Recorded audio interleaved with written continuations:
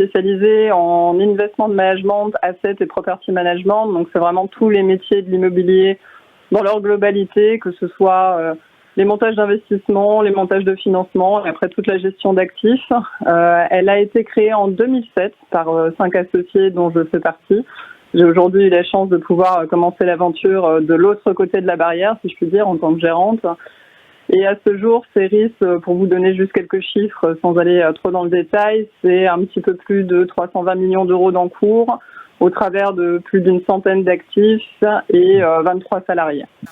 Voilà, avec un positionnement B2B. Vous travaillez avec les grands acteurs et non avec les particuliers ou les investisseurs privés.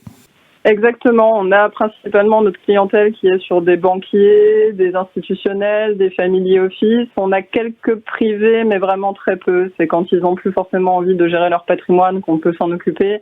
Mais la clientèle est à 90%, on va dire, en B2B. Alors, on revient justement sur votre parcours, Anne-Catherine, puisque vous êtes gérante et associée depuis 4 ans déjà.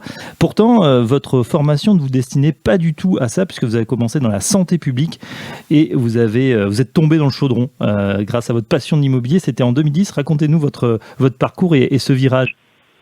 Alors, j'ai commencé mes études même en biologie, puisque j'ai fait une licence en biologie et un master en santé publique. Et c'est la dernière année de mon master où mon frère, qui est aujourd'hui encore mon associé, donc avec lequel je travaille depuis pratiquement 10 ans, qui avait lancé une société de gestion et qui, sur ma dernière année d'études, ayant quand même beaucoup de temps, puisqu'on a souvent assez peu d'heures de cours, m'a dit viens me donner un coup de main. Donc c'est ce que j'ai fait et je me suis passionnée par l'immobilier. Donc pendant 6 ans, j'ai évolué d'analyste immobilier pour commencer à apprendre les bases, à asset manager. Puis j'avais pris un pôle de directrice en pôle immobilier avec 5 personnes sous moi. Et ensuite, j'ai eu envie de tenter l'aventure de l'autre côté. Et voilà, et c'est un métier ou des métiers qui vous ont beaucoup plus passionné que ce que vous faisiez à l'époque. Du coup, vous avez fait le virage. Complètement. Disons que santé publique, c'est l'avantage aujourd'hui d'être vraiment d'actualité. C'est-à-dire que je pense que j'aurais eu énormément de travail, mais vous êtes souvent cantonné à certains aspects du métier, alors que l'immobilier, finalement, vous touchez à tout et vous voyez tellement d'acteurs différents sur la place que c'est, vous vivez une passion tous les jours en fait. Alors justement, il y a une actualité brûlante et qui fait le lien, c'est évidemment cette maladie du coronavirus et son corollaire, le confinement qu'on a tous vécu durant ces 55 jours. Quels ont été les impacts pour vous du côté business chez Ceris ? Tout d'abord, on va voir les impacts dans une seconde. Comment vous avez vécu, vous, ce confinement ?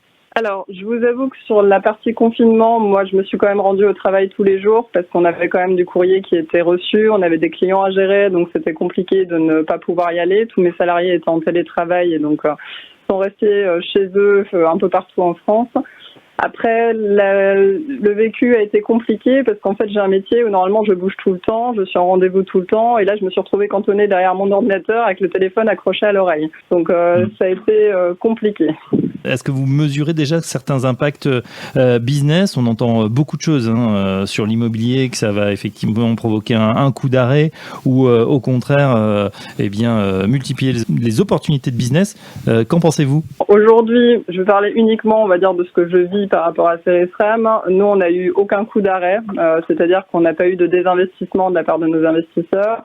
On a eu au contraire une volonté d'investir beaucoup plus dans la pierre papier et l'immobilier, au travers de quasiment toute typologie d'actifs. Et surtout, en fait, les gens se disent que c'est quelque chose qui est sûr et une volonté de diversifier. Ils veulent plus forcément aller sur la bourse, ils veulent placer dans quelque chose où ils savent qu'il y a toujours une valeur demain.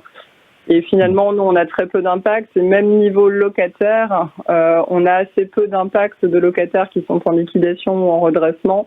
On a même des encaissements de loyer, parce que c'est un petit peu une part de mon métier aussi, qui est très bonne par rapport aux années précédentes.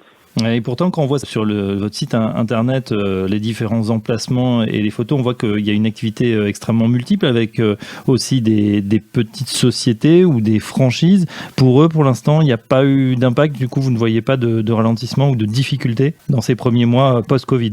J'avoue que depuis qu'on est sorti du confinement, j'essaie de me déplacer sur tous les sites qu'on a pour rencontrer les locataires, discuter avec eux de l'activité et comprendre aussi les besoins qu'ils peuvent avoir. On a eu des demandes de franchise ou de choses comme ça sur les loyers, mais finalement peu d'impact immédiat.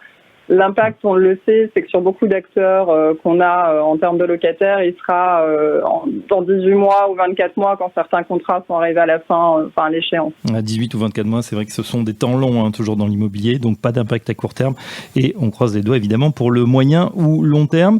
Certains disent qu'il y a beaucoup d'argent, peut-être trop d'argent qui est déversé. Est-ce que vous pensez que justement il va y avoir un report et que certains vont se dire c'est le moment justement d'avoir du tangible, de la pierre dans son patrimoine et d'augmenter cette partie? Forcément, aujourd'hui, on se rend compte que l'argent a toujours été beaucoup mis sur la bourse ou sur les produits financiers. Aujourd'hui, il ne rapporte plus du tout. Et il y a quelque chose qu'on voyait depuis très longtemps qui se mettait en place, c'est le principe des club deals. Donc, c'est de mettre plusieurs investisseurs autour d'une table pour investir sur un produit financier ou un produit immobilier. Et ça, on voit de plus en plus des clients de banques privées ou autres qui veulent aller là-dessus, c'est-à-dire vraiment diversifier leur patrimoine. Après, je ne pense pas qu'on voit un ralentissement d'ici la fin de l'année. Certains acteurs qui sont un peu équivalents à moi avaient freiné vraiment les acquisitions en disant on verra. Mais aujourd'hui, on se rend compte sur le marché de l'immobilier qu'il faut rester opportuniste et qu'il faut savoir saisir les bons dossiers au bon moment. Voilà, donc multiplication des clubs deals et peut-être certaines parties prenantes qui vont être de plus en plus opportunistes. Merci Anne-Catherine Allman. Je rappelle que vous êtes gérante associée chez Ceris Reim et à très bientôt sur nos antennes.